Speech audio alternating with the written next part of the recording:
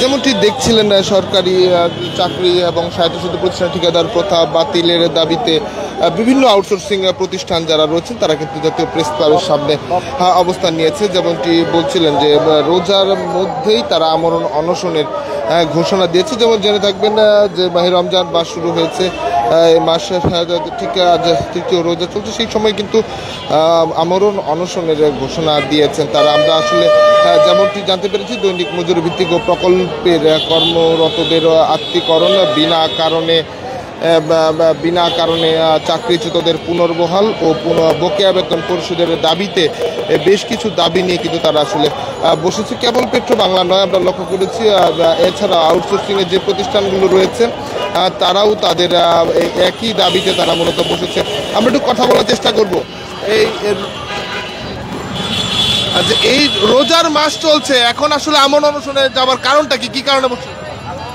আমরা আসলে সারা বাংলাদেশ সকল প্রতিষ্ঠানে আউটসোর্সিং দৈনিক মজুরি এবং প্রকল্প ভিত্তিকভাবে আমরা কর্মরত। আমাদেরকে নিয়োগ প্রক্রিয়াটা করা হয়েছে ঠিকাদারি সিস্টেমের মাধ্যমে। ঠিকাদার আমাদেরকে নিয়োগ দেয়, নিয়োগদের প্রতিষ্ঠানে আমাদেরকে কর্মরত করে। আমার প্রতিষ্ঠানে যখন নিয়োগ করতে হয়ে যায় কাজ করার জন্য, তখন আমরা বিভিন্নভাবে নির্যাতনের শিকার হই। আমাদেরকে বেতন কম দেওয়া হয়, আমাদের জেনাতনের কারণে আমাদের চাকরি থেকে বের করে দেওয়া হয়, নতুন টেন্ডার হলে আমাদেরকে চাকরিচ্যুত করা হয় এবং অনেক সময় আমাদেরকে বেতন কম দেওয়া হয়। আমরা যখন এর প্রতিকার স্বরূপ আমরা প্রতিষ্ঠান প্রধানের কাছে যাই, প্রতিষ্ঠান প্রধান আমাদেরকে বলে যে আমরা নাকি প্রতিষ্ঠানের লোক না। তো বিগত ফ্যাসিস্ট সরকার একটা সিস্টেম চালু করে গেছে, এটা একটা আদিমকালের দাস প্রথার মতো।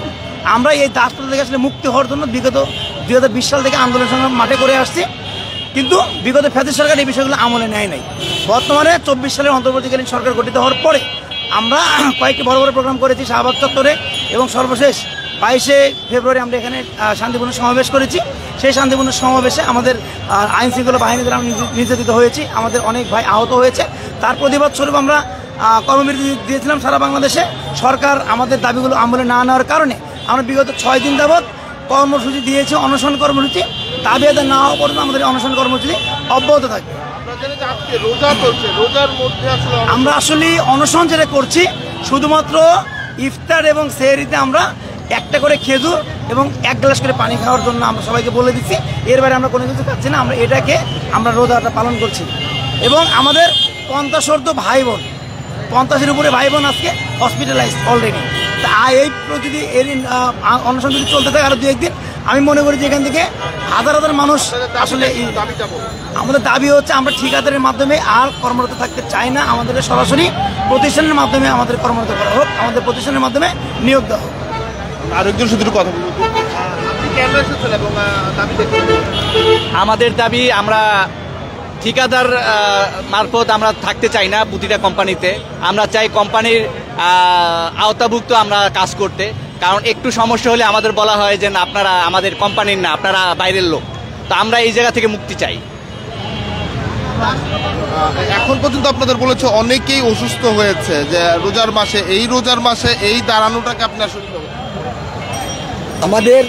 আমরা যখন 22 তারিখ এখানে আসি শান্তিপূর্ণভাবে আমরা ছিলাম, কিন্তু তখন আমাদের উপর লাঠিচার্জ, টিয়ার সেল, পানি এগুলা নিক্ষেপ করা হয়। এবং সেই কারণে আমাদের এক ভাই ওই সময় মাথায় এত বড় আঘাত পায় যে এখনও নিউরোসাইন্স আছে, অপারেশন করার পরেও সে জ্ঞান ফেরে নাই, যে কোনো সময় মুমূর্ষু অবস্থা আছে।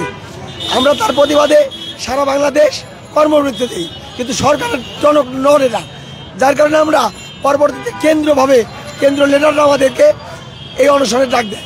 আমরা এখানে পেট্রোমেলার মাধ্যমে আমরা আসছি, পেট্রোমেলা থেকে সকল প্রতিষ্ঠান একসাথে এখানে আমরা সংযুক্ত আছি, যেন এই দাবি আদায় না হওয়া পর্যন্ত পেট্রোবাংলা তথা বাংলাদেশের সকল প্রতিষ্ঠান একসাথে থাকবো বলে আশা করি। কেবল পেট্রো বাংলা নয়, পেট্রো বাংলার বাইরে বিভিন্ন আউটসোর্সিং যে প্রতিষ্ঠানগুলো রয়েছে তারাও এমন অনশনে তারা বসেছে। আমরা তাদের সঙ্গে একটু কথা বলবার চেষ্টা করব।